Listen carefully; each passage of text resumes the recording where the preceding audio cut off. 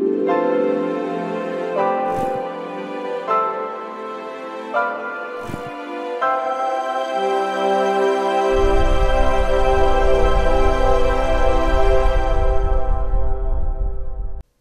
everyone, welcome to Barter Hordes. My name is Robert, and today is the semifinals of March Malt Madness. This is day 29. We have 2 more matchups after today, and this tournament is in the books. The camera's on, the microphone's on. Maybe I'll get through this on the first take instead of having to shoot it twice. Somebody jokingly said that all this whiskey is getting to me, but the mistakes I've been making about not turning stuff on, that happens before I even start tasting, so I'm not sure what the excuse is. Anyway, we're down to the final 4 whiskeys. Tonight's matchup is between a Coastal Highland whiskey from Oban, which means Little Bay, Oban 14, against a Campbelltown whiskey, which is right down on the Kintyre Peninsula in southwest Scotland, and it's the Springbank 10-year-old. The Oban 14 is bottled at 43% ABV. It is matured exclusively in ex-bourbon hogsheads, and a hogshead is about 50% larger than the size of a traditional barrel. So that means it gets less influence from the wood in the barrels. Sometimes that can make it a little bit, I hesitate to use the word smoother since everybody on Whiskey Tube seems to hate that term, but it's a perfectly legitimate adjective. But it does make it a little softer and not as spiky as it would be in smaller casks. But you get all the traditional ex-bourbon maturation notes you would expect, plus a little bit of coastal influence. Apparently there's some very, very, very faint peat in here. I have never actually noticed the peat. I've noticed more of just what I call a maritime influence, maybe a little sea spray or something like that. But there's apparently a very little bit of peat. It's not a peated whiskey, let's put it that way. Springbank is Campbelltown whiskey, bottled at 46%, no chill filtering, no added color.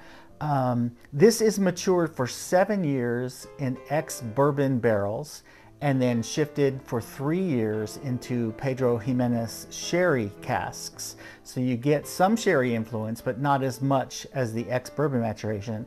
And it is peated, a little bit more peated than the Oban for sure, but it's still what I would consider a light to a light medium peat. It's not a heavily peated whiskey at all. This is my, prices. The Oban goes for about $90, and the Springbank these days goes for about $100. Although if you're lucky, I was doing some online research because I wish I lived in a different state sometimes, and I noticed if you go on the Total Wine website and check around to different locations, it'll tell you what locations might have Springbank in stock, first of all, which is saving you a lot of time driving, because it can be a lot of stores where you're going to find none, and then one where you'll find 2 bottles. But you can also find that in some parts of the country, it's as much as $20 cheaper. I found a store in Texas that was selling it for 80 bucks instead of 100 bucks. So it's out there, it's just scarce. But these two, obviously, it's the semifinals. They're 2 beautiful whiskeys. I've known the Oban for a while. The Springbank I've only had since September when I picked this up. First time I saw it in a store. So let's get started. I can't believe we've already eliminated 28 whiskeys.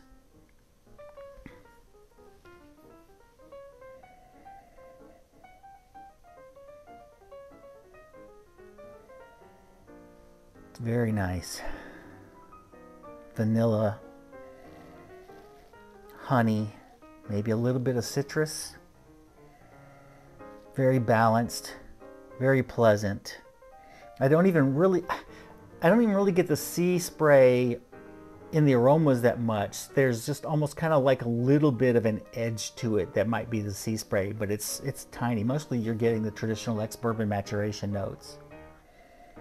Gorgeous.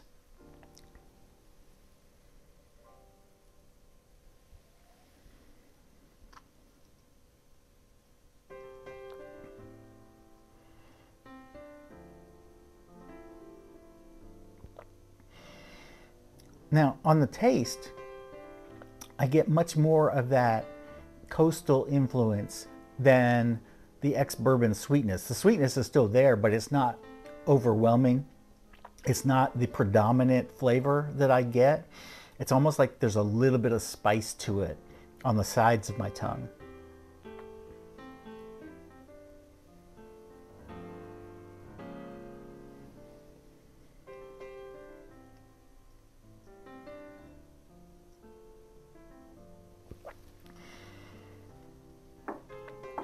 It's a really good Scotch to have with a meal.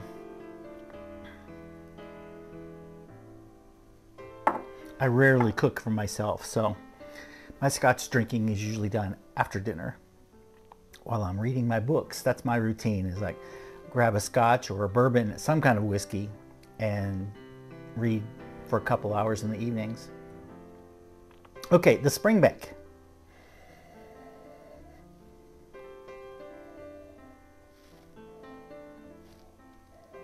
I'm not sure what I'm getting first. It's a mix of everything. There's the little bit of sweetness from the bourbon. There's that sherry rich fruits. There's a little bit of very light peat. It's all there. But from what I remember, and like I said, this is my first bottle of the Springbank, and I'm not even quite halfway into it. The Springbank shows up on the taste, not necessarily in the aromas.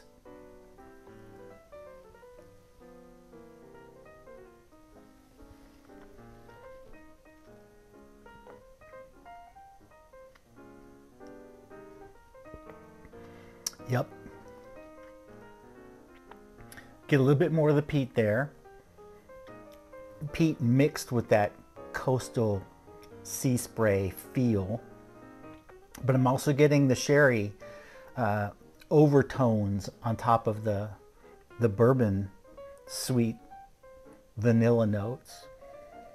It's got a little bit of everything going. And then when you come back to the aromas, suddenly you start to get a little bit more showing up.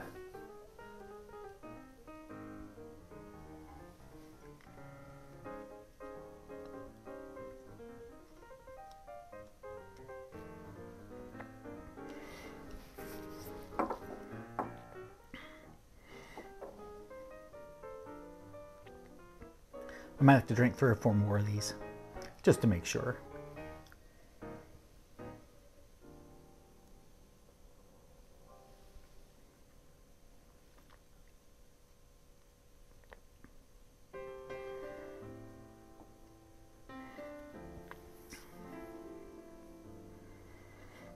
Okay, I think the Oban is probably hurting itself just a touch by being lower ABV and chill filtered, whereas the Springbank is higher ABV and not chill filtered, and so the spectrum of tastes you get from the Springbank is bigger and bolder than the spectrum you get from the Oban, which I have to admit I prefer that broader, bolder taste.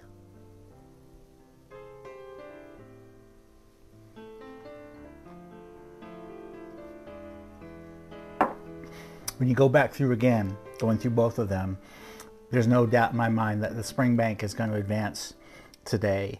So the Springbank is going on into the finals, and the Oban drops out as a semi-finalist. Top 4, not bad. If you've had both of these or one or the other, make comments below. Let me know what you think. Tomorrow's matchup, the second semi-final, will be between another Campbelltown whiskey, the Glen Scotia 15, and an Islay whiskey with heavy peat, the Ardbeg Uigeadail. So we are down to 2 Campbelltowns and an Islay. That little southwest corner of Scotland is dominating for my personal taste preferences right now. All right, everybody, I'll talk to you again tomorrow with the second semi-final, and we'll wrap this up soon. Bye, everybody.